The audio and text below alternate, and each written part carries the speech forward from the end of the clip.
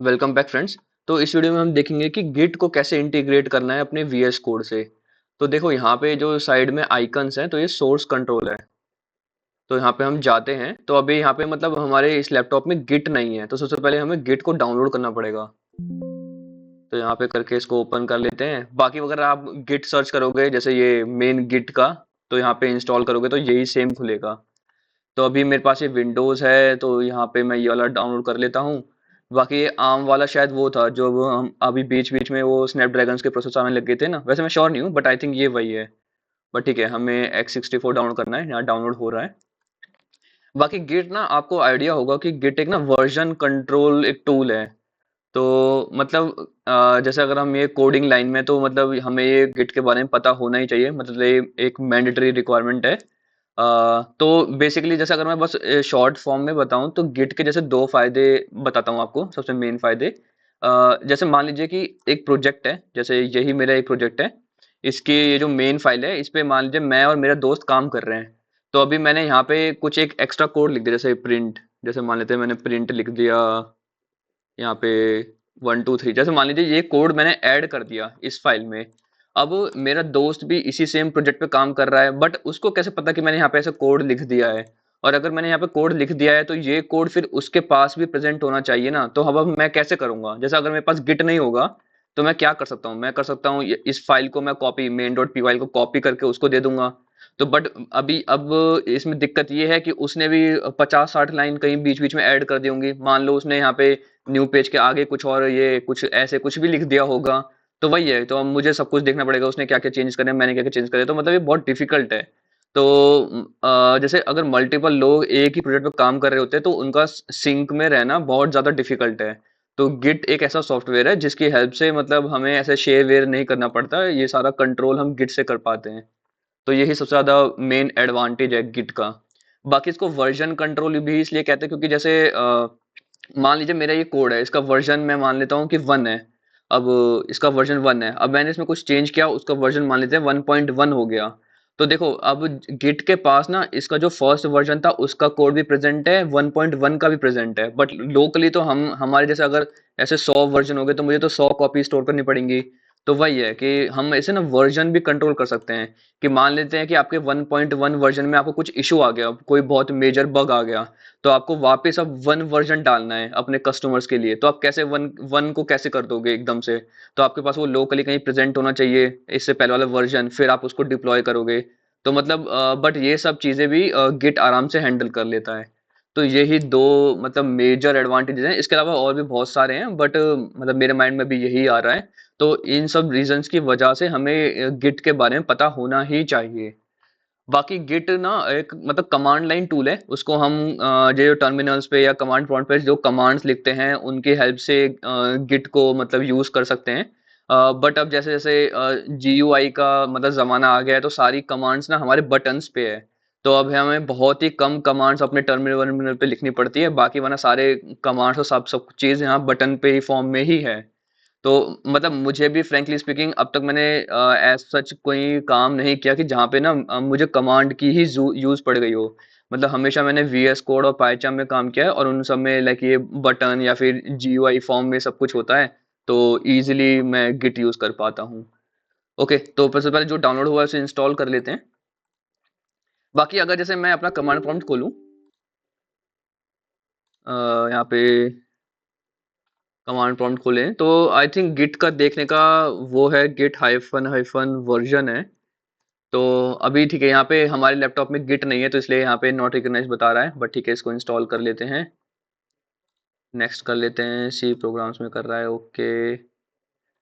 हमें इन सब की नीड नहीं है, ठीक है नेक्स्ट कर लेते हैं। स्टार्टअप मेन्यू की ज़रूरत नहीं है, नेक्स्ट कर लेते हैं। यहाँ पे हम कर लेते हैं visual studio code as Git default editor, इसको नेक्स्ट कर लेते हैं। ठीक है, इसको भी नेक्स्ट कर लेते हैं। इसको भी नेक्स्ट कर देते हैं। इसको भी नेक्स्ट कर लेते हैं। इसको भी नेक्स्ट। इसको भी नेक्स्ट। इस वाले में मैं ये सेलेक्ट कर लेता हूँ, फिर नेक्स्ट करते हैं। इसको भी नेक्स्ट कर लेते हैं। इसको भी नेक्स्ट कर लेते हैं। इसको भी नेक्स्ट इंस्टॉल। ओके, अब यहाँ पे इंस्टॉल हो रहा है हमारा गिट। तो मतलब सबसे पहले गिट इंस्टॉल होना चाहिए। बाकी जैसे अभी मैंने बताया कि गिट ये मतलब पूरा कमांड लाइन टूल है कि हम इसमें कमांड्स दे देकर यूज कर सकते हैं। तो मतलब अगर हमें इसको लाइक विजुअलाइज देखना है तो फिर जैसे यहाँ पे गिट हब भी है, जो कि आई थिंक माइक्रोसॉफ्ट का है। उसे खोल लेते हैं एक बार। ठीक है, तो ये मेरा पर्सनल अकाउंट है गिटहब में। ठीक है, और ये मेरे कुछ रेपोजिटरीज हैं। तो यहाँ पे कुछ मतलब ओपन हैं जो आप देख सकते हैं, और यहाँ पे कुछ प्राइवेट भी हैं जो मतलब आप एक्सेस नहीं कर सकते। तो आते हैं इन पे थोड़ी देर में, पहले इसको इंस्टॉल होने देते हैं।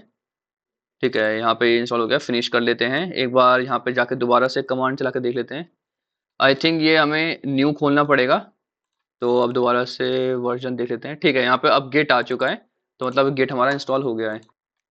एक ये कॉन्फ़िग सेट करने वाला रह गया पार्ट। तो जैसे अगर आप यहाँ पे Git config hyphen hyphen list डालते हैं, तो देखो आपको ना यहाँ पे यूजर नेम एंड ईमेल नहीं आएगा, क्योंकि वो अभी ना सेट नहीं किया।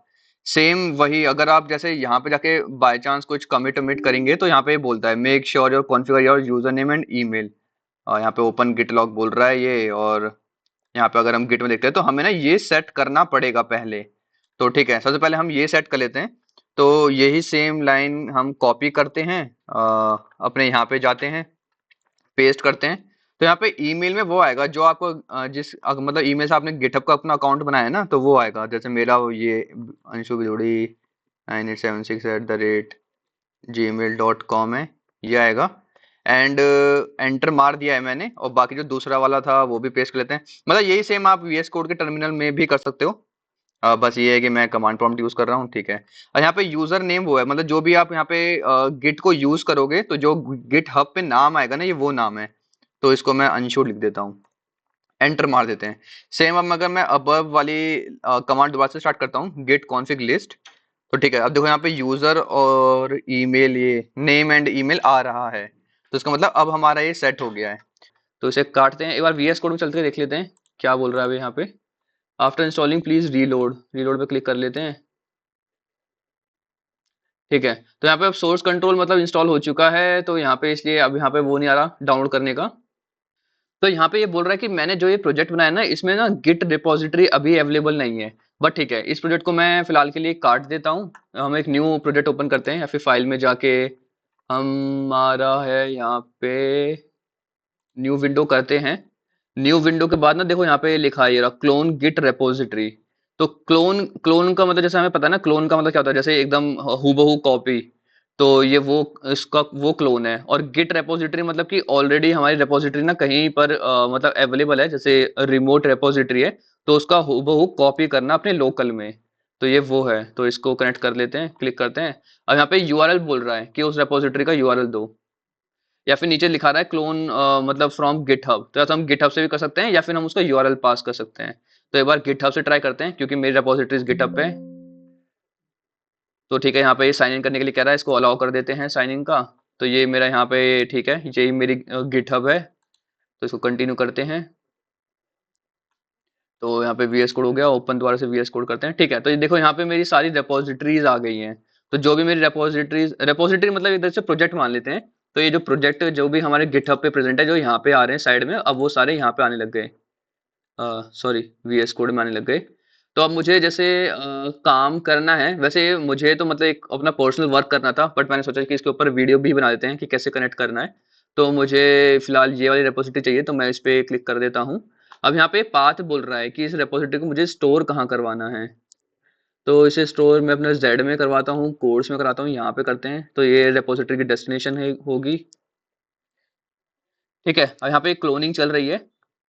तो यहाँ पे ये गिटहब साइनिंग बोल रहा है, तो साइनिंग विद ब्राउजर कर लेते हैं। ठीक है, तो ये मतलब वही दोनों को कनेक्ट कर रहा है, गेट क्रेडेंशियल्स। ठीक है ठीक है ठीक है, ऑथराइज कर देते हैं। पासवर्ड मांग रहा है, ये पासवर्ड मेरे यहाँ पे सेव है, मतलब ये गिटहब का पासवर्ड है। ठीक है, इसको कंफर्म करते हैं। You will be redirected. तो would you like to open, तो हाँ मुझे ओपन करना है। तो देखिए जो भी मेरा मतलब फोल्डर था, ये बिड ऑटोमेशन प्राइवेट, वो सारा यहाँ पे ओपन हो चुका है। और ठीक है, अब यहाँ पे वेलकम वेलकम बोल रहा है। ठीक है, इसको काट देते हैं। तो मतलब मेरा मेनली वो है कि जो मेरा प्रोजेक्ट है वो क्लोन हो चुका है। और यहाँ पे अब देखिए मतलब हमें वीएस कोड को ना इसे मतलब गिटहब से कनेक्ट भी करना चाहिए, ताकि तभी हमारा यहाँ पे जो चैट विंडो है एजेंट की ये खुल जाती है, क्योंकि यहाँ पे ये को पायलट को यूज कर रहा है, तो गिटहब को पायलट। तो आपके भी मतलब यहाँ पे ऑप्शन अब आ रहा होगा चैट का, और मतलब पहले कनेक्ट करने से पहले नहीं आ रहा होगा। तो ये भी बेनिफिट है यहाँ पे। फिनिश सेटअप क्या बोल रहा है ये? ठीक है, सेटअप को पायलट कर लेते हैं इस पे क्लिक करके। ठीक है, चैट विद, अब यहाँ पे मतलब ट्यूटोरियल्स दिखा रहा है ये सारे। तो ये ट्यूटोरियल्स मतलब आप देख सकते हैं कि करके, बट ठीक है, मार्क ऑल डन कर लेता हूँ मैं, मुझे नीड नहीं, इसको काट देते हैं। तो अब देखो, अब मैं अगर वापस सोर्स कंट्रोल पे जाता हूँ ना, तो देखो अब यहाँ पे ना किसी वो प्रोजेक्ट को ओपन करने के लिए भी नहीं कह रहा है, क्योंकि अब यहाँ पे ऑलरेडी हमारा जो ये जो प्रोजेक्ट खुला है इसमें मतलब ये मतलब गिट रेपोजिटरी है। अब मुझे कैसे पता है गिट रेपोजिटरी है? एक बार मैं इसको ओपन करता हूँ। ठीक है, जेड में जाते हैं, कोड्स में जाते हैं, ये मेरा रेपोजिटरी। तो देखो यहाँ पे एक फोल्डर आ गया ना, ये डॉट गिट करके हिडन फोल्डर है। तो यहाँ पे सारा जितना भी वर्जन होता है ना, सारा मेंटेन वो यहाँ से होता है। तो ये डॉट गिट जहाँ पे बन जाती है, तो इसका मतलब वो अब एक गिट रेपोजिटरी है। तो इसलिए अब ये गिट रेपोजिटरी की तरह बिहेव कर रही है। इसको काट देते हैं, इसको खोलते हैं। ठीक है, तो मतलब हम इस वे में पहले गिट इंस्टॉल करेंगे, फिर गिटहब को वीएस कोड से इंटीग्रेट कर देंगे, और फिर क्लोन करने के लिए ऐसे क्लोन कर सकते हैं। बाकी अगर आपको एक और कोई क्लोन करना है, तो आप फाइल में जाके दोबारा से न्यू विंडो करोगे, और न्यू विंडो में जाके आप दोबारा से वही ऑप्शन आते हैं, तो यहाँ पे क्लोन कर सकते हो, या फिर क्लोन के बाद आप यहाँ पे यूआरएल भी दे सकते हो। वो यूआरएल कहाँ से आती है, चलो ये भी देख लेते हैं। तो जैसे मैं अगर कोई, इसको काट देता हूँ, गिटहब का कोई प्रोजेक्ट खोलता हूँ, जैसे एक ये मेरा टेस्टिंग प्रोजेक्ट था, ये पब्लिक है। तो पब्लिक मतलब आप इस यूआरएल पे जाके इस प्रोजेक्ट को देख सकते हो मेरे को। तो मुझे अगर अब ये चाहिए, तो इसका यूआरएल के लिए यहाँ पे कोड में जाके ये जो इसकी यूआरएल है, तो या तो मैं इस यूआरएल को कॉपी करके इस यूआरएल को यहाँ पे पेस्ट कर सकता हूँ, तो वो इसको भी क्लोन कर देगा। क्लोन रिपोजिटरी में जाके यहाँ पे पेस्ट कर दूंगा, तो अब यहाँ पे क्लोन फ्रॉम यूआरएल आ रहा है, तो इसे ही क्लोन कर देगा। ओके, तो मतलब ऐसे हम क्लोन करते हैं। बाकी जैसे अगर मेरा वो पहले वाला प्रोजेक्ट था, अगर हम थोड़ा सा और देखना चाहें, तो फाइल में जाके मैं यहाँ पे रीसेंट कहाँ आता था, ये रहा ओपन रीसेंट। तो जैसे ये प्रैक्टिस है, ठीक है, इसको अब जैसे मान लेते हैं कि ये मेरा एक कोड है जो बस अभी मेरा लोकल पे कोड है। अब मुझे इसको ना गिटहब में पुश करना है, तो वो कैसे करेंगे? तो मतलब अभी हमने एक पार्ट देख लिया कि गिटहब से अपने वीएस कोड में कैसे लाएं। अब ये सेकंड पार्ट देखते हैं कि अगर बाय चांस हमारे पास कोई एक प्रोजेक्ट है, उसको हम वापस गिटहब में कैसे पुश करेंगे। तो इसको पुश करने के लिए हमें क्या करना होगा, यहाँ पे जाएं। तो यहाँ पे देखो, अभी यहाँ पे कोई ना इनिशियलाइज नहीं है, तो यहाँ पे इनिशियलाइज करना पड़ेगा। या फिर देखो नेक्स्ट ऑप्शन बोल रहा है पब्लिश टू गिटहब। तो इन दोनों में से हम ये पब्लिश टू गिटहब वाला यूज करते हैं। ठीक है, publish to GitHub private repository. अब वो बोल रहा है कि यहाँ पे हमें प्राइवेट करना है या फिर पब्लिक करना है। तो पब्लिक का मतलब ये है कि हर कोई इस यूआरएल पे जाके देख सकता है, प्राइवेट मतलब कोई भी नहीं देख सकता, जिसको आप पर्टिकुलर एक्सेस दोगे वही देख पाएगा। तो ठीक है, फिलहाल के लिए पब्लिक कर देते हैं। तो ठीक है, अब यहाँ पे ये इनिशियली ना फाइल्स पूछ रहा है कि किस किस को इंक्लूड करना है। तो मुझे वर्चुअल इन्वायरमेंट को इंक्लूड नहीं करना, बाकी मेन करना है इनको इनको इनको। ठीक है, एक और को रहने देते हैं, चलो ठीक है, रीडमी को भी रहने देते हैं। यहाँ पे हम ओके कर देते हैं। तो यहाँ पे अब पब्लिश हो गया है। पब्लिश का मतलब पब्लिश टू गिटहब, तो मतलब हमारा अभी रिमोट रेपोजिटरी पे चला गया। ठीक है, तो अब यहाँ पे सक्सेसफुली बोल रहा है, तो एक बार जाकर देख लेते हैं। तो यहाँ पे जाते हैं, जैसा अभी 10 हैं, इसको रीलोड मार लेते हैं, इनको बाकियों को काट देते हैं। ठीक है, तो देखो यहाँ पे ये आ गया। अब इसको मैं यहाँ पे खोलता हूँ। तो ठीक है, यहाँ पे देखो वो फाइल्स भी आ गई हैं।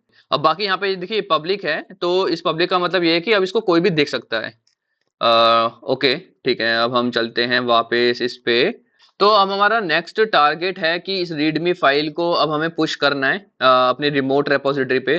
जैसे अनसिलेक्टेड टाइप दिख रही है, तो ऐसा क्यों हो रहा है? यहाँ पे देखो, यहाँ पे एक फाइल है बनी हुई है डॉट गिट इग्नोर। तो इसको मैं खोलता हूँ। तो गिट इग्नोर में ना वो वाला हम पाथ या फिर फाइल लिखते हैं जो ना हमें पुश कभी करना ही नहीं है। तो देखो, हमने जब इनिशियली हम पुश कर रहे थे अपना जब एक रेपोजिटरी बना रहे थे रिमोट रेपोजिटरी, तो हमने इन दोनों को अनसेलेक्ट कर दिया था। तो इसने बाय डिफॉल्ट गिट ने समझा कि मैं इन दोनों को कभी पुश करूंगा ही नहीं, तो इसलिए उसने यहाँ पे गिट इग्नोर में डाल दिया इन्हें। बाय चांस मुझे ये रीडमी को अब पुश करना है, तो मैं यहाँ से इसे रीडमी वाले को हटा दूंगा। तो ये यहाँ से हटा दिया है। ओके, तो देखो अब यहाँ पे अब इंटरेस्टिंग हो गया। तो ठीक है, मैंने देखो रीडमी को हटाया, तो रीडमी इसलिए यहाँ पे यू में आ गई, अनट्रैक में आ गई। बाकी देखो ये एम क्या है, एम का मतलब मॉडिफाइड। तो येलो का मतलब है कि आपने इस फाइल में कुछ चेंज किया है, ग्रीन का मतलब है कि ये न्यू फाइल है। ओके, तो मुझे इन दोनों को पुश करना है, तो मैं वापस से यहाँ पे जाऊंगा और गिट इग्नोर को मैं ऐड कर देता हूँ। गिट इग्नोर में जैसे अगर मैं इस पे क्लिक करता हूँ तो क्लिक करने पर ना ये चेंजेस दिखाता है। तो यहाँ पे ये चेंजेस है, तो चेंजेस रेड का मतलब ये है कि मैंने ये लाइन हटाई है। तो ये रीडमी है, रीडमी में कोई चेंजेस नहीं है क्योंकि ये न्यू फाइल है, तो इसलिए यहाँ पे कुछ ऐसा क्लिक चेंजेस नहीं दिखा रहा। तो बट ठीक है, इसको अभी ऐड कर देते हैं। तो देखिए दोनों मैंने यहाँ पे ऐड कर दिए। अब मुझे यहाँ पे कमिट करना है, तो या तो मैं कमिट कर सकता हूँ या फिर मैं डायरेक्ट कमिट एंड पुश कर सकता हूँ। एक बार कमिट एंड पुश देख लेते हैं, मतलब वैसे मैं श्योर नहीं हूँ कि ये कमिट मैसेज मैंडेटरी है या नहीं। एक बार कमिट एंड पुश देख लेते हैं। तो यहाँ पे देखो क्या बोल रहा है, please enter the commit message for your changes. तो मतलब कमिट मैसेज ना इम्पोर्टेंट है। ठीक है, इसको यहाँ से क्लोज करते हैं। तो यहाँ पे क्लोज करा तो वो फंक्शन क्लोज हो गया, तो मतलब मुझे मैसेज डालना ही पड़ेगा। तो यहाँ पे लिख देते हैं एडिंग रीडमी फाइल। ओके, अब कमिट एंड पुश करते हैं। तो ठीक है, अब काफी जल्दी हो गया। तो ठीक है, आपके यहाँ पे पुश हो गया। तो पुश का मतलब ये कि अभी से वो मैंने रिमोट रेपोजिटरी पे पुश कर दिया। तो एक बार चेक कर लेते हैं रिमोट पे जाके। तो ये रिमोट है हमारी। तो यहाँ पे अभी वो आया नहीं है क्योंकि ये आई थिंक रीलोड नहीं है। तो ठीक है, अब यहाँ पे रीडमी भी आ रहा है। बाकी ये रीडमी का यहाँ पे दिखा रहा है क्या क्या फिल है। ठीक है, बाकी देखो यहाँ पे कमिट्स देखो, तो अब टोटल इस रेपोजिटरी में 2 कमिट हुए हैं। तो मैं इस कमिट पे क्लिक करता हूँ, तो ये दोनों देखो कमिट मैसेज आ रहा है। और जो जो भी मैंने चेंजेस करे, जैसे इस कमिट में क्या चेंज करा है इस पे क्लिक करता हूँ, तो इस कमिट में ये चेंजेस हैं। तो मतलब इस तरीके से हमारा कमिट इंपॉर्टेंट होता है कि कमिट का मतलब ये है कि हमने जो पर्टिकुलर हमारे चेंजेस हैं वो मतलब यहाँ पे कमिट के फॉर्म में दिखते हैं। तो अब देखो एक तरीके से ना ट्रैकिंग हो रही है हमारे प्रोजेक्ट की कि हमने एक एक कमिट में क्या क्या चेंजेस करे। तो ये वो सब है। अब देखो, अब यहाँ से हमारा थोड़ा सा मेन पार्ट स्टार्ट हो जाता है। ठीक है, तो अब मान लेते हैं कि ये हमारी एक रिमोट रेपोजिटरी है। अब इसमें ना 10 बंदों को काम करना है, तो वो कैसे काम करेंगे? क्योंकि जैसे अब ये एक ना ब्रांचेस का कॉन्सेप्ट समझ लेते हैं। तो ब्रांच का मतलब ये होता है कि जो हमारी डिफॉल्ट ब्रांच होती है। डिफॉल्ट मतलब जो सबसे मेन ब्रांच है, मतलब जिसपे सारा कोड इन द एंड आकर मर्ज होगा। जैसे आप 10 लोग काम कर रहे हो, 10 लोग कुछ ना कुछ लिखे जा रहे हैं, बट वो 10 कोड एक इन द एंड आके कहीं ना कहीं तो मर्ज होगा ना, कहीं ना कहीं तो इकट्ठा होगा ना। तो ये वो एक मेन ब्रांच होती है। तो उसका नाम कुछ भी रख सकते हैं, बट आई थिंक वो सेटिंग्स में जाके शायद चेंज करना पड़ता है कि आप अपने डिफॉल्ट ब्रांच किसको बनाओगे। बट बाय डिफॉल्ट इसका नाम मेन ही होता है, मेन या फिर मास्टर होता है। तो यहाँ पे डिफॉल्ट लिखा रहा है, तो इसका मतलब ये हमारी डिफॉल्ट ब्रांच है जिसका नाम मेन है। तो अब मान लेते हैं एक मैं उन 10 में से एक एक बंदा मैं हूं। अब मुझे किसी एक फीचर पे काम करना है। तो मैं फीचर पे काम कैसे करूंगा? सबसे पहले मैं एक न्यू ब्रांच बनाऊंगा। तो न्यू ब्रांच कैसे बनाते हैं? तो न्यू ब्रांच देखो बनाने, या तो मैं इससे बना सकता हूँ, क्या नाम है ये, गिटहब से, या फिर मैं वीएस कोड से बना सकता हूँ। तो ठीक है, हम वीएस कोड से बनाने का ट्राई करते हैं। अ, तो यहाँ पे वीएस कोड में जाके देखो, यहाँ पे ये मेन आ रहा है। तो इस पे मेन पे मैं क्लिक करता हूँ। तो यहाँ पे देखो, यहाँ पे लिखा रहा है क्रिएट न्यू ब्रांच। तो क्रिएट न्यू ब्रांच पे क्लिक करते हैं और यहाँ पे ब्रांच का नाम डालना है। तो आप ब्रांच का नाम ना कुछ ऐसा डालिए जो थोड़ा मीनिंगफुल हो। तो जैसे मैं मान लेता हूँ कि मुझे अब रीडमी फाइल अपडेट करनी है। तो अपडेट रीडमी फाइल। वैसे ब्रांच में ना ऐसे हम स्पेस नहीं देते। तो ठीक है, मेरा ये ब्रांच का नाम है अपडेट रीडमी फाइल। अब क्या बोल रहा है ये? एंटर बोल रहा है। ठीक है, मैं एंटर मार देता हूँ। तो देखो मैंने यहाँ पे एंटर मारा और देखो यहाँ पे ना मतलब जो ब्रांच है वो ब्रांच का नाम आ गया। तो जो भी ब्रांच का नाम यहाँ पे आ रहा है, तो अभी मतलब ये है कि हमारी करंट ब्रांच ये है कि हम अभी इस ब्रांच पे काम कर रहे हैं। ठीक है, अभी हमें ना एक और एक्सटेंशन डाउनलोड करने की जरूरत है। मुझे याद आया वो एक्सटेंशन यहाँ पे नहीं है। उसका नाम आई थिंक गिट लेंस है, जहां तक मुझे याद आ रहा है ये ही है। इसको एक बार इंस्टॉल कर लेते हैं। ट्रस्ट पब्लिशर, ठीक है। ओके, यहाँ पे इंस्टॉल हो गया है, इसको काट देते हैं। अब वापस से अपने इस पे जाते हैं। ये ठीक है, हमें यहाँ पे गिट लेंस खोलना था। तो ये क्या है, गिट लेंस ग्रुप में रिलेटिव, कंटिन्यू कर देते हैं। ठीक है, इसको खोल देते हैं। हाँ, ये है वो मेन जो है ग्राफ। तो मतलब बस ये था कि कहाँ से क्या मर्ज वर्ज हो रहा है, ऐसा ऐसा वो सब दिखाता है। तो ग्राफ अभी अभी के लिए not important, but GitLens important है। तो देखो अगर आपको ग्राफ को हटाना है ना, तो आप यहाँ पे जाके ना अनसेलेक्ट भी कर सकते हो। जैसे मुझे जो जो नहीं चाहिए, जैसे मुझे अभी फिलहाल के लिए ग्राफ नहीं चाहिए, तो मैं इसे अनटिक कर देता हूँ, तो ग्राफ यहाँ से हट गया। तो गिट लेंस बहुत ज्यादा इंपॉर्टेंट है। तो गिट लेंस में जाएंगे हम, अब यहाँ पे जाएंगे ब्रांचेज में। ओके, तो करंटली यहाँ पे दो ब्रांच है, एक मेन ब्रांच है और एक ये अपडेट रीडमी फाइल वाली ब्रांच है। तो दिखा रहा है कि यहाँ पे दो ब्रांच है और अभी मैं अपडेट रीडमी फाइल वाली ब्रांच पर हूँ। तो ठीक है, अब मान लीजिए मुझे, मैंने अपनी एक ब्रांच बना दी, अब मैं इस ब्रांच में कुछ चेंजेस करता हूँ। तो जैसे हम चेंजेस करते हैं रीडमी फाइल में, ऐसे मतलब बस एक डेमो पर्पस के लिए कि मैंने यहाँ पे चेंज करा, ये चेंज करा, मैंने ये काट दिया और ऐसे ऐसे एंटर मारा, यहाँ पे लिख दिया, यहाँ पे लिख दिया, ठीक है। तो मैंने ये सारे चेंजेस करे। तो देखो यहाँ पे ये ब्लू भी आ रहा है, तो अगर मैं इस ब्लू पे ऐसे क्लिक करूंगा ना, तो वो दिखाएगा कि बिफोर एंड आफ्टर क्या है। तो रेड वाला मतलब ये कि मैंने हटाया है, और ग्रीन वाला है कि मैंने ऐड करा है। तो मैंने एक सेकंड लाइन ऐड कर दी, तो और मैंने यहाँ से ये जो स्पेस था वो हटा दिया, और ये इसके नीचे जो यहाँ पे ये था ये हटा दिया, ऐसे ऐसे ऐड करा है, ऐसा। तो देखो मतलब ये वही है। तो रेड का मतलब जो चीज मैंने हटा दी है, ग्रीन का मतलब जो चीज मैंने ऐड कर दी है। तो जैसे एग्जाम्पल, अगर मैं यहाँ पे एक स्पेस दे दूं, ठीक है, तो देखो अब टोटल ग्रीन आ रहा है। तो टोटल ग्रीन का मतलब है कि अब ये लाइन मैंने यहाँ पे ऐड करी है, और पहले ग्रीन क्यों नहीं था। पहले अगर मैं इस ऊपर जाता तो पहले ना यहाँ पे स्पेस था, तो स्पेस के जगह मैंने यहाँ पे ये लिखा था। तो पहले ये चीज ना मैंने एकदम से न्यू ऐड नहीं करी, मैंने कोई चीज रिप्लेस करा है। तो इसलिए यहाँ पे ब्लू है। तो ब्लू का मतलब कि पहले यहाँ पे कुछ और था, अब मैंने कुछ और डाला है। बाकी अगर मैं यहाँ पे एंटर करूं, ठीक है, एंटर करता हूं, तो अब यहाँ पे देखो, अब यहाँ यहाँ पे पहले स्पेस था, अभी भी स्पेस है, बट यहाँ पे ना एक लाइन ऐड करी है। तो ये ग्रीन का मतलब है ऐड करी है, तो ये वही आ रहा है। ओके,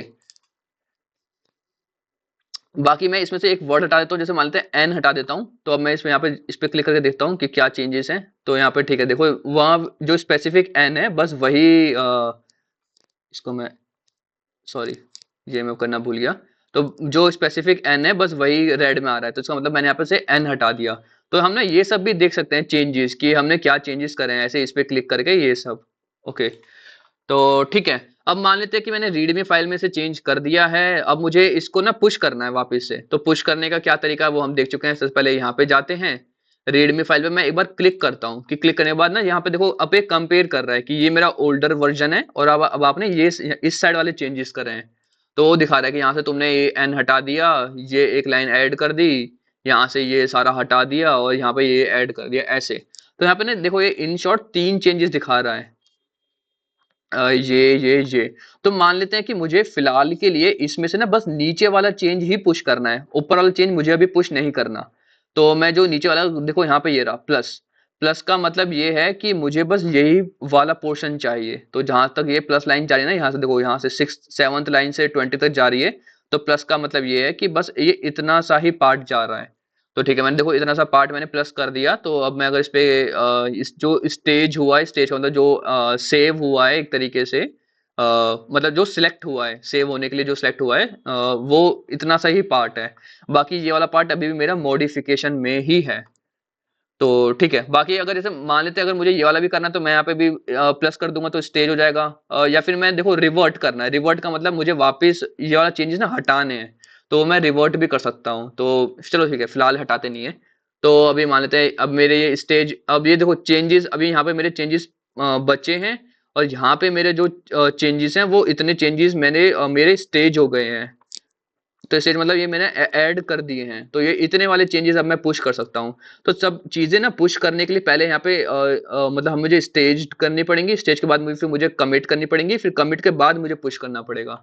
तो मैंने इतने से चेंजेस कर दिए स्टेज। तो इन शॉर्ट मुझे बस आपको बताना था कि हम पर्टिकुलर ना चेरी पिक भी कर सकते हैं, कि ऐसा नहीं है कि हमने पूरी फाइल में कोड लिखा है तो मुझे पूरी फाइल को ही पुश करना पड़ेगा, मैं ऐसे सिलेक्ट भी कर सकता हूँ।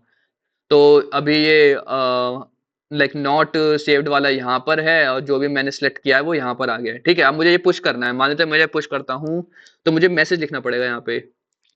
तो मैं मैसेज लिख देता हूँ, इम्प्रूव्ड रीडमी फाइल। ओके, तो अब या तो मैं कमिट कर सकता हूँ, या फिर मैं डायरेक्ट इसको पुश कर सकता हूँ।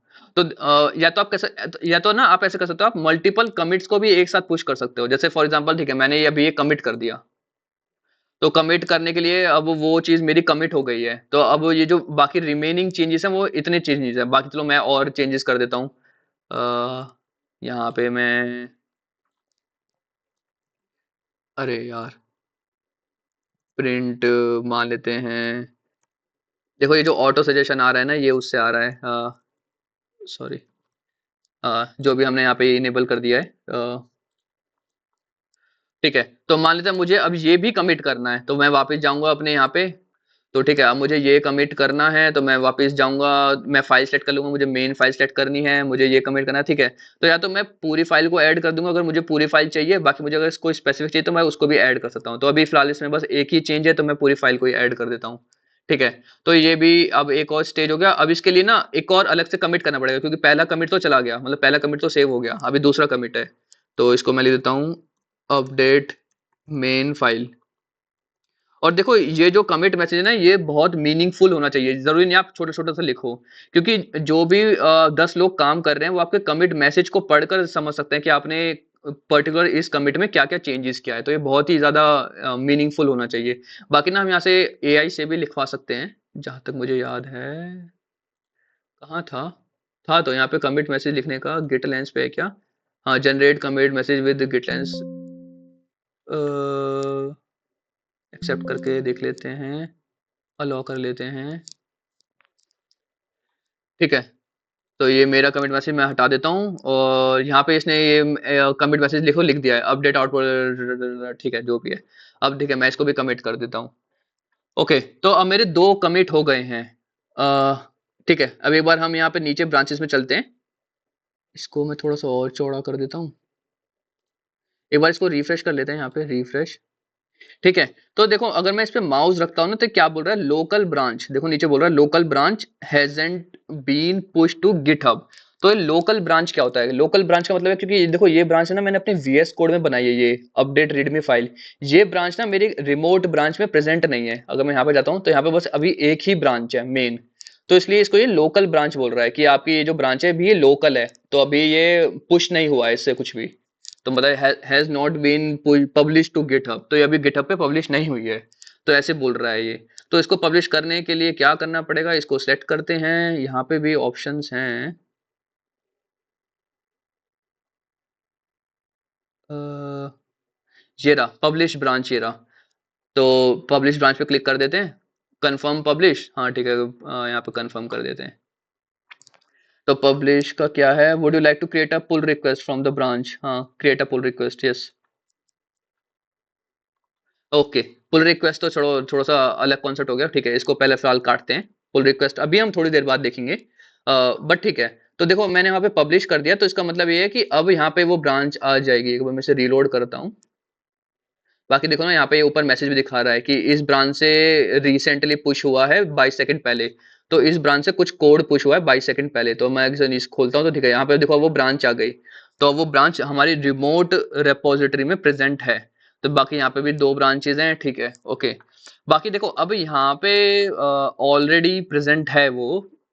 तो अब हम यहाँ पे क्या करते हैं, हम मेन ब्रांच से ही कुछ खोलते हैं, main dot P Y file खोलते हैं।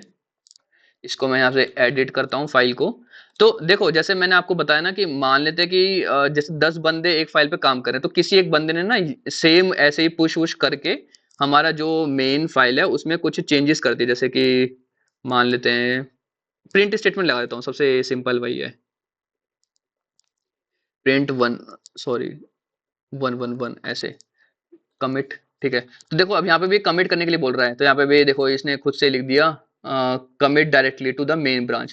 देखो ये ऑप्शन वैसे मतलब हमें डायरेक्टली हम मेन ब्रांच में कुछ भी पुश नहीं करना चाहिए, क्योंकि मेन ब्रांच ही हमारी क्या कहते हैं, मेन ही ब्रांच है, मतलब इम्पोर्टेंट ब्रांच है, कि जिस जो सबसे ज्यादा मतलब जिस जो मेनली जिसमें हमारा कोड प्रेजेंट होगा सबका। तो हम ऐसे डायरेक्टली ना करना नहीं चाहिए, बट मैं आपको एग्जांपल एक पॉइंट ऑफ व्यू से बस एक एग्जांपल दिखा रहा हूँ, तो इसलिए फिलहाल के लिए मैं यहाँ पे कमिट कर रहा हूँ। तो ठीक है, तो फिलहाल मैं इस पे जाता हूँ। अभी हमारी मेन ब्रांच है, तो हम मैंने मेन ब्रांच में मेन डॉट पी वाई में चेंजेस किए थे, तो ठीक है यहाँ पे वो चेंजेस प्रेजेंट हैं। ओके, तो अब मैं आपको जो दिखाना चाह रहा था वो ये चाह रहा था, जैसे वापस चलते हैं वीएस कोड पे। ओके, तो यहाँ से देख लेते हैं। तो देखो एक ना तरीका क्या होता है। तो जैसे फॉर एग्जांपल मैं पहले इसको ना रिफ्रेश कर लेते हैं। रिफ्रेश नहीं, एक यहाँ पे पुल होता है। अच्छा सॉरी, ये रहा फेच, ये रहा। तो इसको भी पुल कर लेते हैं और हमारी मेन वाली को भी पुल कर लेते हैं। ओके। तो देखो मेन वाली में यहाँ पे बत्ती जल गई एक। तो ये क्या बोल रहा है, अगर मैं इस पे माउस रखता हूँ तो branch is one commit behind. तो मतलब देखो वन कमिट बिहाइंड का मतलब ये है कि जैसे मैंने मतलब मान लो एक सेकंड डेवलपर है, उसने यहाँ पे कुछ पुश कर दिया मेन ब्रांच में कोई अपना कोड। बट अभी तक वो जो मेन ब्रांच है ना वो मेरी लोकल ब्रांच में अपडेट नहीं हुआ है। तो क्योंकि यहाँ ये तो मेरी लोकल ब्रांचेस है जो यहाँ पे दिखा रहा है, और ये है रिमोट ब्रांचेस।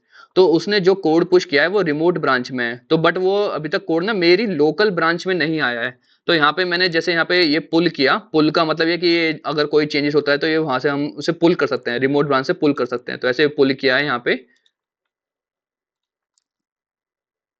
ठीक है। मतलब पुल नहीं था वो, फेच था। पहले फेच किया तो फेच में इसने अपडेट मिला इसको कि अभी आपकी जो ये मेन ब्रांच है वो एक ब्रांच मतलब एक कमिट से पीछे है। तो अब वो बोल रहा है कि इसको आप अपडेट कर दो। तो देखो यहाँ पे इनकमिंग बता रहा है ये, तो इनकमिंग के लिए यहाँ पे ये रहे फेच या फिर पुल ऐसा। तो अब आप यहाँ पे पुल करोगे। पुल का मतलब जो भी चेंजेस है वो आपको पुल करने हैं, वापस खींचने हैं, मतलब अपने इस लोकल में। तो यहाँ पे आप पुल करते हैं, तो ये पुल पे दोबारा से क्लिक करता हूँ मैं। ठीक है। तो अब यहाँ पे पुल हो गया और अब ये अप टू डेट है। तो लिखा ना your branch is up to date with ऐसे ओरिजिन मेन। तो ठीक है, वही ओरिजिन मतलब रिमोट, वही रिमोट ब्रांच अब हमारे अप टू डेट है। तो ये वाला कॉन्सेप्ट भी क्लियर हो गया कि अगर कोई वहां पे पुश करता है तो हमें अपना कैसे अप टू डेट रखना है। वो अभी मैंने बताया आपको कि हमारी जो मेन ब्रांच है ना ये अप टू डेट ही रहनी चाहिए। ओके। बाकी देखो जैसे अब हमने क्या करा है, अब हमने ये हमारी एक ब्रांच थी जिसपे हमने एक कोड पुश कर दिया। अब मान लेते हैं कि इस कोड को ना मुझे अपने मेन ब्रांच में मर्ज करना है, क्योंकि अभी ये तो कोड मेरे इस वाली ब्रांच में है, अपडेट रीडमी फाइल।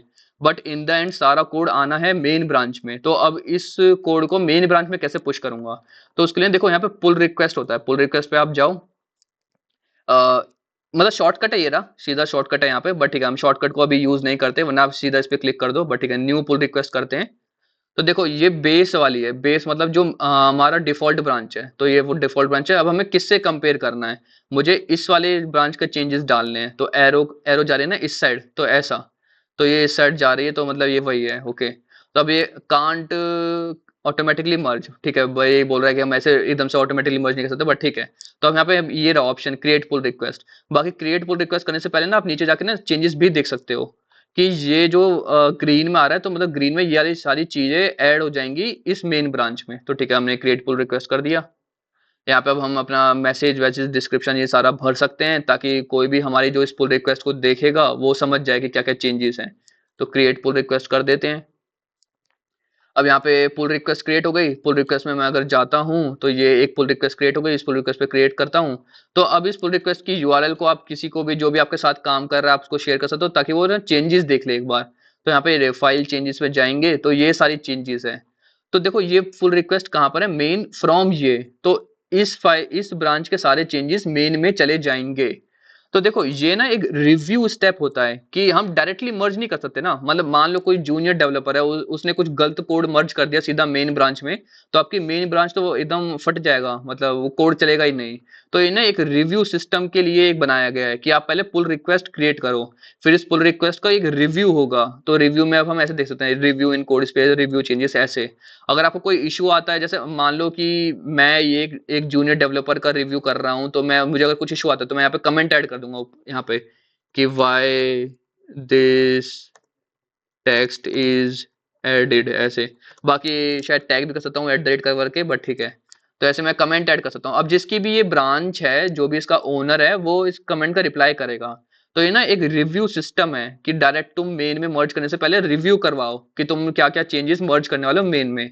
अब जैसे मान लेते हैं कि ये रिव्यू सारा हो गया, अब इसका भी आंसर मिल गया, तो हम रिजॉल्व कर देंगे कि ये कन्वर्जेशन रिजॉल्व हो गई, रिजॉल्व कर देंगे ये वो। अगर सब कुछ हो गया, यहाँ पे कन्वर्जेशंस हैं ये सब, यहाँ पे देखो सारे उसके कमिट्स आ रहे हैं, ये दो कमिट करे हैं उसने, ये सारा जो भी है। ठीक है। तो देखो यहाँ पे कॉन्फ्लिक्ट बोल रहा है। हाँ, ये अब यहाँ पे मोस्ट इम्पोर्टेंट टॉपिक आ गया। ओके, ठीक है, मुझे उम्मीद नहीं थी कॉन्फ्लिक्ट आएंगे, बट ठीक है, हमने जो अभी पास में चेंजेस करे हैं उसकी वजह से यहाँ पे कॉन्फ्लिक्ट आ गए हैं। तो अब देखो कॉन्फ्लिक्ट का मतलब क्या है, ये main dot P Y file में कॉन्फ्लिक्ट आ गए हैं। तो अब देखो इस कॉन्फ्लिक्ट को रिजॉल्व करने के लिए कैसे करेंगे। एक बार मैं इस पे क्लिक करता हूँ, नॉट श्योर खुलेगा नहीं खुलेगा। अच्छा, वेब एडिटर बोल रहा है कॉन्फ्लिक्ट को देखने के लिए, बट ठीक है, अभी हम इस पे यूज नहीं करते। ठीक है, हमें देखो दो ना तरीके जानने थे मेनली। एक तरीका तो ये होता है कि पहले अब जब भी हमें कोई न्यू काम करना होता है तो हम सबसे पहले अपनी एक ब्रांच बनाते हैं, अलग से ब्रांच, उसमें हम अपना काम करते हैं, फिर उस काम को हम पुश कर देते हैं उस रिमोट ब्रांच पे। तो जैसे ये अभी ये रिमोट ब्रांच है और इसका ही हमने यहाँ पे लोकल ब्रांच बनाया था, तो हम ऐसे पुश कर देते हैं रिमोट पे। ठीक है, अब हमने अपना सारा काम पुश कर दिया रिमोट पे, अब हम उसका ना पुल रिक्वेस्ट रेज करेंगे रिव्यू के लिए। अब ठीक है, मान लेते हैं रिव्यू सब कुछ हो गया, अब बट अब ना यहाँ पे कॉन्फ्लिक्ट आ गया। तो एक कॉन्फ्लिक्ट क्या है, अब ये थर्ड स्टेप है, तो इस कॉन्फ्लिक्ट को ना हमें कैसे रिजॉल्व करना है वो देखते हैं। तो ये काफी ज्यादा इंपॉर्टेंट है कॉन्फ्लिक्ट रिजॉल्व करना, तो वीएस कोड में देख लेते हैं कैसे करते हैं। ठीक है, तो देखो सबसे पहले ना मतलब हमें पुल रिक्वेस्ट क्रिएट करने से पहले ना ये स्टेप करना होता है जो हम अभी करने वाले हैं। क्योंकि देखो ये जो अपडेट रीडमी फाइल है इसका जो कोड है इन द एंड जाना है मेन ब्रांच में। ठीक है, और मान लेते हैं कि मेन ब्रांच में ना ऑलरेडी कुछ चेंजेस प्रेजेंट हो गए, जैसे मान लेते हैं 10-15 कमिट ऑलरेडी मेन ब्रांच में हो गए। तो पहले ना आपको मेन ब्रांच के चेंजेस अपनी ब्रांच में डालने पड़ेंगे ताकि आपकी ब्रांच मतलब अपडेट हो जाए। फिर बाकी उसके बाद ही फिर आप अपना जो चेंजेस है वो मेन ब्रांच में डालोगे। तो देखो ये करना क्यों है, देखो एग्जाम्पल, मेन ब्रांच में जाता हूं मैं। मान लेते हैं कि ये 11th लाइन है, मैंने यहाँ पे, चलो ठीक है मैं 11th लाइन को हटा देता हूँ। मान लेते हैं मैंने 14th लाइन में कुछ लिख दिया, प्रिंट ऐसे लिख दिया, ये न्यू लाइन एडिड। और मान लेते हैं कि आपके दोस्त ने भी 14 लाइन में कुछ और लिख दिया, क्योंकि हमें नहीं पता ना वो क्या यहाँ पे कोड लिख रहा है। और ऐसा हम अज्यूम करते हैं कि उसने अपना जो कोड है वो पहले मेन ब्रांच में मर्ज कर दिया। तो अब उसका 14 लाइन पे उसका कुछ और कोड है, बट यहाँ पे मेरा 14 लाइन पे मेरा कुछ और कोड है। तो इसीलिए ना कॉन्फ्लिक्ट आ रहा है। कॉन्फ्लिक्ट का मतलब ये है कि अब दोनों की लड़ाई, एक तरह से लड़ाई हो रही है कि 14th लाइन पे दो लोगों का कोड आ रहा है, तो कोड रखना किसका है। तो उसको कहते हैं कॉन्फ्लिक्ट। तो इसलिए जो यहाँ पे जो लिखा आ रहा है ना कि आपकी main dot P Y file में कॉन्फ्लिक्ट्स हैं, तो उनको पहले रिजॉल्व करो। तो ये बोल रहा है कि हैज टू बी रिजॉल्व, तो इसलिए यहाँ पे बोल रहा है। तो कॉन्फ्लिक्ट तब आता है कि जब हमें ना पता, जब हमें सेलेक्ट करना पड़ता है कि वहां पे किसका कोड आएगा। क्योंकि अभी यहाँ पे मोर देन मतलब 1% का कोड वहां पे आ रहा है ऐसे। तो अब हमें देखते हैं कि रिजॉल्व कैसे करना है। तो रिजॉल्व करने के लिए सबसे पहले हम वापस यहीं पे जाएंगे। सबसे पहले ना हमारी जो मेन ब्रांच है ना, क्योंकि हमें हमेशा मेन ब्रांच का ही से ही रिजॉल्व करना पड़ेगा क्योंकि यही हमारी सबसे इंपॉर्टेंट ब्रांच है। तो सबसे पहले इसको हम यहाँ पे इस पे क्लिक करेंगे। सबसे पहले इसका ना लेटेस्ट करेंगे, इसको अप टू डेट करेंगे। तो मैंने सबसे पहले यहाँ पे फेच करा। फेच करने के बाद मैंने कंपेयर विद मेन ओरिजिन ऐसा, तो इसको रिफ्रेश करते हैं। तो यहाँ पे ऐसा कुछ है नहीं अभी, क्योंकि यहाँ पे ये अप टू डेट है। ठीक है, वरना अगर अप टू डेट नहीं होती तो हम देख चुके हैं ऑलरेडी कि इसे कैसे अप टू डेट करना है। ठीक है, अभी अप टू डेट हो गई। अब हमें ना इस मेन ब्रांच को अपनी ब्रांच में पहले वो करना पड़ेगा, क्या कहते हैं, मर्ज। तो इस मेन ब्रांच पे मैं राइट क्लिक करता हूँ। तो देखो ये रहा, मर्ज ब्रांच इनटू करंट ब्रांच। क्योंकि मान लेते हैं कि आपके दोस्त ने पहले 14 लाइन पे कुछ पुश कर दिया है, तो अब वो ऑलरेडी मेन ब्रांच में प्रेजेंट है। तो आपको पहले वो चेंजेस अपनी ब्रांच में लेने पड़ेंगे ना, ताकि आपकी ब्रांच मेन ब्रांच के हिसाब से अप टू डेट हो जाए। तो इसलिए अब हम यहाँ पे ये कर रहे हैं, मर्ज ब्रांच इनटू करंट ब्रांच। तो मर्ज ब्रांच, ब्रांच मतलब कौन सी ब्रांच जिसपे मैंने राइट क्लिक, ये राइट क्लिक किया है, तो मेन ब्रांच में मैंने राइट क्लिक किया है तो यहाँ पे ये आ रहा है। तो इसका इस लाइन का मतलब ये है कि मेन ब्रांच को तो मर्ज कर दे मेरी करंट ब्रांच में। करंट ब्रांच मेरी कौन सी है, ये जो नीचे यहाँ पे लिखा रहा है अपडेट रीडमी। ठीक है, मैं इस पे क्लिक करता हूँ। तो यहाँ पे ये रहा मर्ज का आ रहा है, इस पे क्लिक करते हैं। तो यहाँ पे एरर आ गया है, योर लोकल फाइल्स। तो यहाँ पे ये मतलब वो बोल रहा है कि जो हमारी मतलब फाइल है ये इस मतलब यहाँ पे जो हमने यहाँ पे चेंजेस किए हैं ना वो ना ओवर रिटर्न हो जाएंगे। वो चेंजेस ना आपके उड़ जाएंगे, क्योंकि अगर आप, क्योंकि ये चेंजेस ना मैंने अभी तक, ये चेंजेस में है, इसको मैंने अभी तक ऐड वैड या फिर ऐसे कमिट नहीं किया है। तो ऐसे बोल रहा है कि अगर आपके ये जो मतलब अभी के फिलहाल के ये जो चेंजेस हैं ये ना आपने कुछ किया है इनमें अभी, स्टेज्ड या फिर कमिट नहीं किया है तो ये उड़ जाएंगे। सॉरी, स्टेज से नहीं होता, कमिट नहीं किया है तो ये उड़ जाएंगे। तो बोल रहा है या तो इसे कमिट करो या फिर इसे स्टैश करो। स्टैश का मतलब ये है कि थोड़े से टाइम पीरियड के लिए ना ये जो यहाँ पे चेंजेस है इनको ना हटा दो। तो हम स्टैश वाला भी एक ठीक है, अब एक मेथड देख लेते हैं। तो स्टैश कैसे करेंगे इसको? देखो कमिट का मतलब हमें पता है कि कमिट का मतलब यह है कि इसको सेव कर दो। तो हमें कमिट नहीं करना, हमें स्टैश करना है। स्टैश का मतलब ये है कि ये चेंजेस ना फिलहाल से थोड़ी देर के लिए यहाँ से हटा दो, जो चेंजेस हमें इशू कर रहे हैं। तो स्टैश करने के लिए राइट क्लिक करके ये रहा स्टैश चेंजेस। अब देखो यहाँ पे ना मैसेज लिखना पड़ेगा। तो मैं मैसेज लिखता हूँ स्टैशिंग 14th लाइन। मतलब मीनिंगफुल होना चाहिए, बट मैं फिलहाल कुछ लिख देता हूँ स्टैशिंग 14 लाइन ऐसे लिख देता हूँ, ठीक है। तो देखो मैंने एंटर करा, अब वो देखो वो जो चेंजेस थे वो हट गए। बट वो हट के ना जहाँ पे मैंने स्टैश करा ना वो स्टैश एक एक जगह पे सेव हो गए हैं, ताकि जिसे मैं बाद में जाके देख सकूं कि मैंने कुछ अपना एक मैसेज स्टैश किया है। कि हमने टेम्पररी डिलीट कर दिया बट वो रिसाइकिल बिन में है पड़ा कोड। तो स्टैश भी एक तरीके से आप वही मानो। ओके। बाकी ना यहाँ पे इश्यू बस मेन के साथ था, क्योंकि रीडमी के फाइल के साथ कुछ ऐसा कोई मतलब हम मैं इस मेन को मर्ज कर रहा हूँ अपनी ब्रांच में, तो रीडमी फाइल में कुछ ऐसा चेंजेस नहीं है जो इशू करेगा, तो इसलिए रीडमी फाइल में कोई इशू नहीं आया। ठीक है, हम दोबारा से करते हैं। तो मैं राइट क्लिक करता हूँ, मर्ज करता हूँ। मर्ज का मतलब हमें पता चल चुका है कि जो भी main dot P Y file में चेंजेस आ गए हैं जो मेरे दोस्त ने डाल दिए मेरे से पहले, अब उन चेंजेस को मुझे मेरी ब्रांच में लेना है। तो मैं इस पर क्लिक करता हूँ, फिर मर्ज करते हैं। ठीक है। ओके। तो यहाँ पे देखो अब कॉन्फ्लिक्ट आ गया है। देखो ये रहा कॉन्फ्लिक्ट, जिस कॉन्फ्लिक्ट की हम बात कर रहे थे वो कॉन्फ्लिक्ट यहाँ पे आ चुका है। अब हमें ये कॉन्फ्लिक्ट को रिजॉल्व करना पड़ेगा। कॉन्फ्लिक्ट रिजॉल्व कैसे होता है? जैसे ये रहा मेन डॉट पी वाई, इस पर मैं क्लिक करता हूँ। ठीक है। तो इस फाइल में कॉन्फ्लिक्ट है, मर्ज चेंजेस में इस फाइल में कॉन्फ्लिक्ट है। बाकी का कैसे पता चलेगा? यहाँ पे देखो मैं ये लाल हो गई ना ये। तो और मैं इस पे माउस रख रहा हूँ तो नीचे लिखा रहा है ना कॉन्फ्लिक्ट बोथ मॉडिफाइड ऐसा, तो इस पे क्लिक करता हूँ। ठीक है। अब देखो ये कॉन्फ्लिक्ट को मुझे रिजॉल्व करना पड़ेगा, तो यहाँ पे इसमें खोलना पड़ेगा रिजॉल्व इन मर्ज एडिटर। इसमें खोलते हैं, इसको बड़ा करते हैं, ये इंपॉर्टेंट है। इसको यहाँ से काट देता हूँ ताकि हमें थोड़ा सा दिखे। इसको थोड़ा सा नीचे कर देता हूँ। ओके। तो देखो अब इसे ना समझने की बात है। इनकमिंग, इनकमिंग का मतलब है कि जो हम ना अपने अंदर मर्ज कर रहे हैं, तो जो मेन ब्रांच में पड़ा है जो इनकमिंग मतलब जो आ रहा है, तो यहाँ पे 1.1 आ रहा है। और ये करंट, करंट मतलब जो मेरी ब्रांच में है, ये अपडेट रीडमी फाइल मेरी ब्रांच में यहाँ पे 11 नंबर है। ठीक है। तो देखो अब आपको ना फील समझ में आ रही होगी कि ये क्या सब चल रहा है। तो देखो यहाँ पे क्या है मेनली कि बार 12th लाइन में यहाँ पे ये है और 13th लाइन में यहाँ पे स्पेस है। बट यहाँ पर ना वो ही सीन यहाँ पे ये है 11th लाइन पे यहाँ पे कुछ और कोड है। तो अब ये बोल रहा है कि या तो आप ये एक्सेप्ट करो या फिर आप ये एक्सेप्ट करो, या फिर आप कॉम्बिनेशन भी एक्सेप्ट कर सकते हो कि पहले ये फिर ये। तो अगर दोनों ही कोड इंपॉर्टेंट है तो आप एक्सेप्ट कॉम्बिनेशन करो। अगर आपको लगता है कि ये वाला मतलब मुझे चाहिए ये वाला नहीं चाहिए तो आप वो वाला एक्सेप्ट कर सकते हो। तो जैसे एग्जांपल देख लेते हैं, जैसे मुझे मान लेते हैं और देखो अभी यहाँ पे लिखा रहा है नो चेंजेस एक्सेप्टेड ऐसे।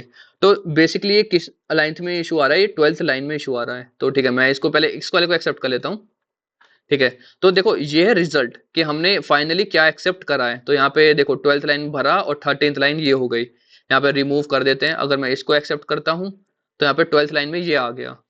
तो अब आपको ना समझ में आ रहा होगा कि इसको एक्सेप्ट करता हूँ तो ठीक है। तो देखो यहाँ पे 12th लाइन में 1.1 आ रहा है और यहाँ पे 12th लाइन में ये आ रहा है प्रिंट। तो इसलिए ना देखो इसलिए कॉन्फ्लिक्ट हो रहा है कि सेम लाइन नंबर पे दो कोड हैं, तो मुझे कौन सा कोड रखना है। तो वही हम कॉन्फ्लिक्ट यहाँ पे रिजॉल्व कर रहे हैं। तो यहाँ पे मैं रिमूव कर दो। तो अगर आपको ये चाहिए तो आप ये करो, ये चाहिए तो ये करो। बाकी अगर दोनों ही लाइन इंपॉर्टेंट है ना तो एक्सेप्ट कॉम्बिनेशन करो। तो एक्सेप्ट कॉम्बिनेशन करते हैं। यहाँ पे ये वाला क्यों नहीं आया 1.1 इनकमिंग प्लस करंट? तो यहाँ पे 1.1 क्यों नहीं आया? अच्छा 12th लाइन में ये दे रहा है। ठीक है। मतलब मुझे चाह चाहिए था कि 12th लाइन में मैं ये एक्सेप्ट करूँ उसके बाद मैं ये एक्सेप्ट करूँ। तो ठीक है, पहले मैं एक्सेप्ट ये कर लेता हूँ और फिर एक्सेप्ट करंट कर लेता हूँ। ठीक है, अब ऐसे आ रहे हैं नीचे एक के बाद एक। तो ठीक है, तो मुझे ऐसे ही कोड चाहिए कि पहले मुझे 12th लाइन में ये रखना है फिर मुझे 14th लाइन में ये रखना है ऐसे। बाकी मैं यहाँ पे लिख के भी एडिट कर सकता हूँ ऐसे अगर मुझे कुछ एडिट करना होगा, बट ओके।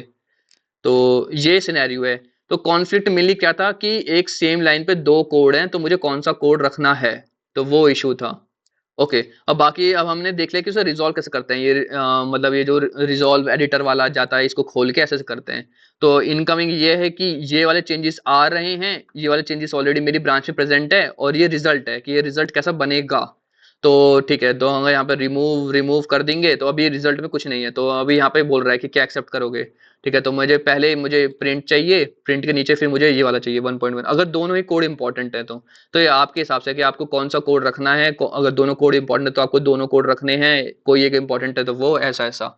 ठीक है, तो जब आपका ये हो जाएगा, अगर आप यहाँ पे रिजल्ट देख लोगे कि अच्छा ठीक है अभी रिजल्ट सेटिस्फाइड है, तो मुझे कंप्लीट मर्ज कर दूंगा मैं। ठीक है, तो यहाँ पे मर्ज हो गया, बाकी अब यहाँ पे ना कंटिन्यू भी करना पड़ेगा, तो कंटिन्यू पे भी क्लिक कर देते हैं। तो हमने यहाँ पे कंटिन्यू पे भी क्लिक कर दिया है। देखो अब यहाँ पे ये बत्ती चमक गई इसकी हरी, तो हरी और लाल भी हम देख चुके हैं। लाल का मतलब है कि भाई तेरी ब्रांच पीछे चल रही है, तू ब्रांच को अपडेट कर, मतलब रिमोट वाली ब्रांच आगे है, तेरी ब्रांच पीछे है। हरी का मतलब अभी हम समझ गए कि अब तेरी ब्रांच आगे है, रिमोट वाली पीछे है, लिखा ना your branch is to commit ahead of. तो अब आपकी ब्रांच ऊपर है, तो इसको आप क्या करोगे, मतलब ये हम ऑलरेडी देख चुके हैं, यहाँ पे हमें बस पुश करना है ना। तो पुश, ये रहा एरो ऊपर जा रही है, तो उसको मतलब पुश करना है। ठीक है, पुश कर देते हैं, पुश कर देते हैं। ठीक है, अब ये दोनों हरे लाल सब हट गए, तो इसका मतलब ये दोनों अप टू डेट है, यहाँ पे अप टू डेट है, यहाँ पे भी अप टू डेट है। बाकी अगर हमें चेक करना है तो हम यहाँ पे रिफ्रेश कर सकते हैं, रिफ्रेश करते रहो, तो ये अगर यहाँ पे कुछ इशू होगा तो ये बता देगा। तो हमने यहाँ पे अपना जो कॉन्फ्लिक्ट है, कॉन्फ्लिक्ट भी रिजॉल्व कर लिया। अब वापस चलते हैं यहाँ पे, तो अब यहाँ पे दोबारा से चेक कर रहा है वो। ठीक है, तो अब कोई कॉन्फ्लिक्ट नहीं है। बाकी जो जो हमने यहाँ पे कमिट किया था ना, ये वो कमिट भी यहाँ पे आ गया, मर्ज ब्रांच मेन इनटू ऐसा। तो अब देखो, अब जिस बंदे ने रिव्यू कर ली उसने रिव्यू कर ली, यहाँ पे अब हमारा कोई कमिट वाला वो कॉन्फ्लिक्ट वाला भी इशू नहीं है, तो अब हम मर्ज कर सकते हैं। तो मर्ज का मतलब ये है कि इस ब्रांच के चेंजेस इस ब्रांच में चले जाएंगे। तो ऐसे मर्ज पे क्लिक करते हैं, ये कमिट मैसेज वैसेज है, ठीक है हटाओ इसको, कन्फर्म मर्ज करते हैं। ठीक है, तो अब देखो इस ब्रांच का स्टेटस चेंज हो गया मर्ज पे। तो अब ये मतलब ये है कि अब ये मर्ज हो गई है मेन में। तो वापस से इस पे चलते हैं।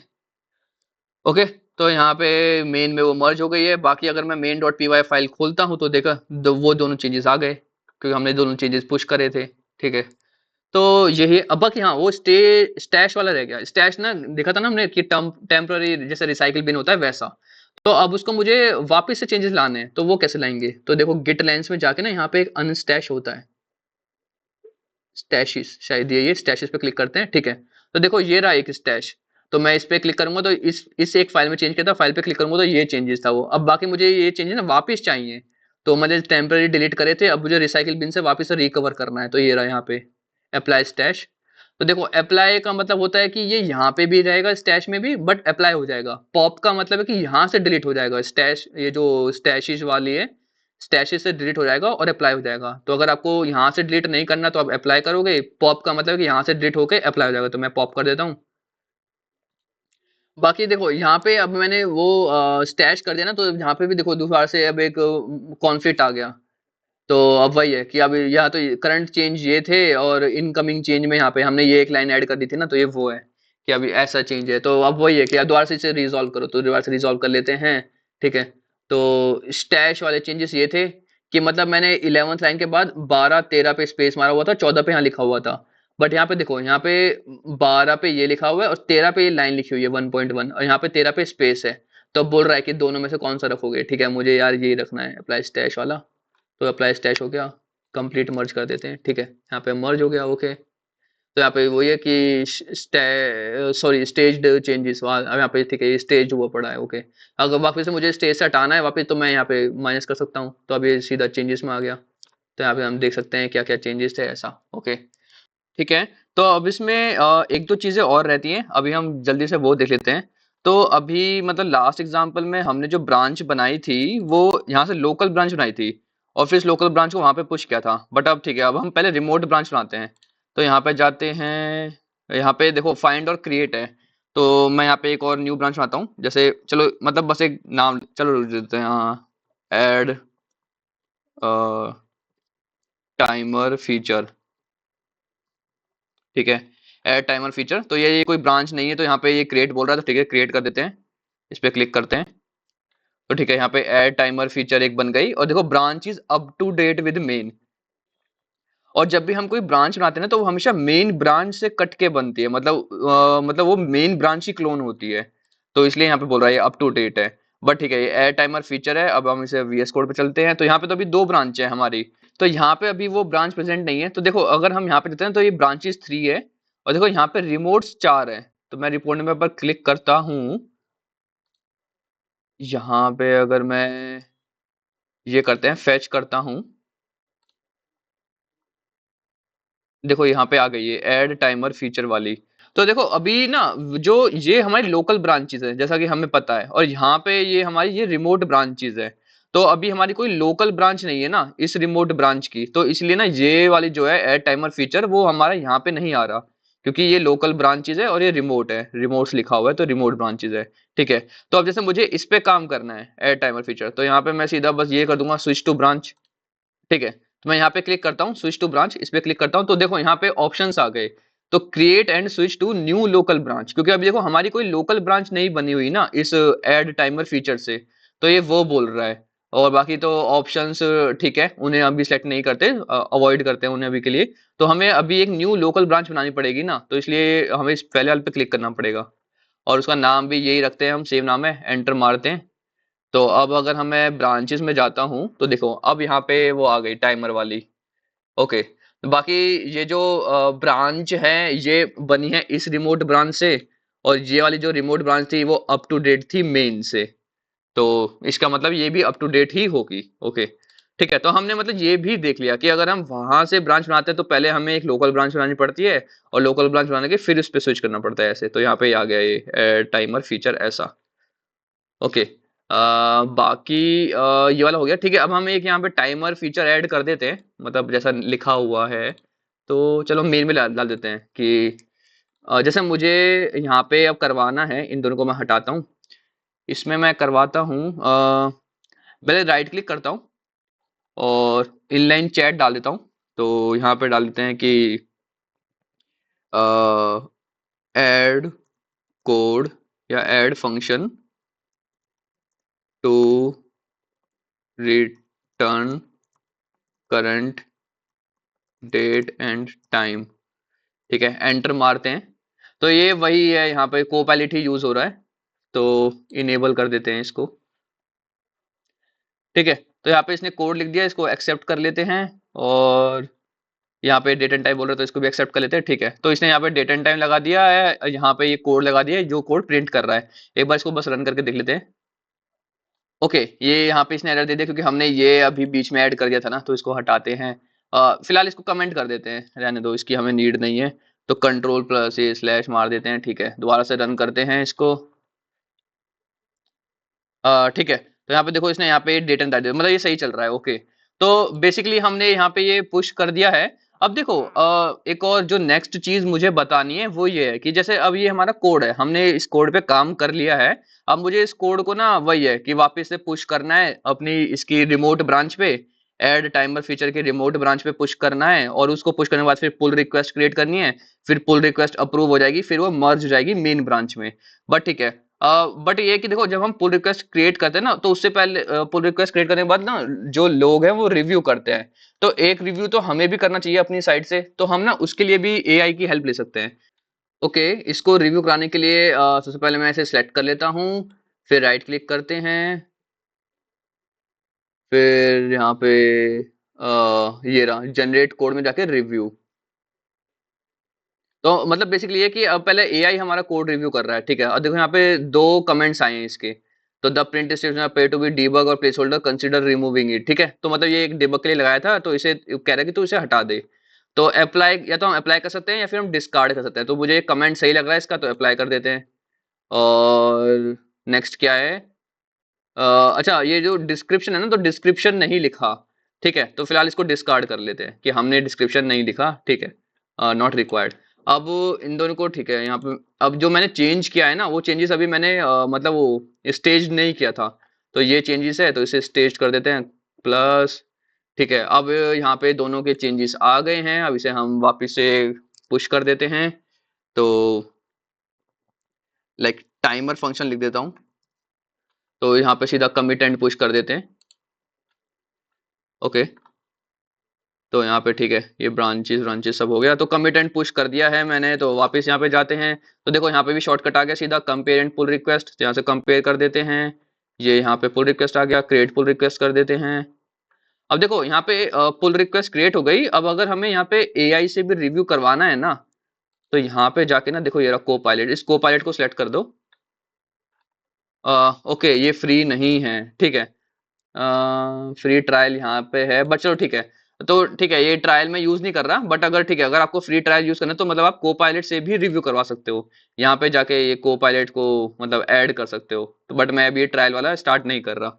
ओके, तो कि यहाँ पे मतलब पीआर बनने के बाद भी, पुल रिक्वेस्ट बनने के बाद भी वो रिव्यू कर लेगा, ऐसा। ओके, तो हमने मतलब ये तीन चीजें और रहती थी, तो ये देख ली कि यहाँ से बनाएंगे ब्रांच तो वहां पे कैसे जाएगा, और अगर हम चाहें तो हम यहाँ पे भी रिव्यू करवा सकते हैं, और लाइक हम यहाँ पे पीआर रेस करने के बाद भी, पुल रिक्वेस्ट रेस करने के बाद भी रिव्यू कर सकते हैं। तो ये तीन चीजें मुझे बतानी थी आपको। अगर हम गिट ब्रांच वो देखें एक बार, जो यहाँ पे ग्राफ आ रहा था, इसको ग्राफ को खोलें अगर, तो देखो यहाँ से आपको समझ में आएगा कि ये ग्राफ क्या है अब। तो देखो ये जो मेन लाइन है, ये ब्लू ब्लू ब्लू है ना, ये मेन लाइन है। बट ये है कि ये जो अभी ब्रांचेस है, तो ये अपडेट रीड में एक अलग ब्रांच थी, और ये एड टाइमर ये एक अलग ब्रांच थी। तो ऐसे तो अपडेट रीड में देखो यहाँ से इस वाले पोर्शन से कटी, और यहाँ पे मैंने इसे 3 कमिट करे, और ये यहाँ पे जाके मर्ज हुई। तो ऐसी ग्राफ दे रखा है कि ये कैसे कैसे मतलब ये जो रेपोजिटरी है वो बढ़ती जा रही है, और ये जो ब्रांचेस है वो कहाँ से कट रही हैं, मतलब कहाँ से उसे हम ब्रांच के टाइम किस किस ब्रांच का क्लोन कर रहे हैं, और वो कब मर्ज हो रही है इस मेन में। तो ये वो सब दिया हुआ है, तो ये वो ग्राफ है। बाकी ये सब हमने देख लिया है जितना भी अभी के लिए रिक्वायर्ड है। ओके, तो यही था एक complete overview GitHub VS Code के साथ। तो अगर आपको इसमें कोई डाउट है तो आप कमेंट सेक्शन में मुझसे पूछ सकते हैं। बाकी ये वीडियो बनाने में थोड़ी सी मेहनत लगी है, तो प्लीज इसको लाइक एंड शेयर जरूर करना अपने दोस्तों के बीच में। तो मिलते हैं इसी तरीके की इंटरेस्टिंग वीडियोस के साथ नेक्स्ट टाइम, तो तब तक के लिए बाय।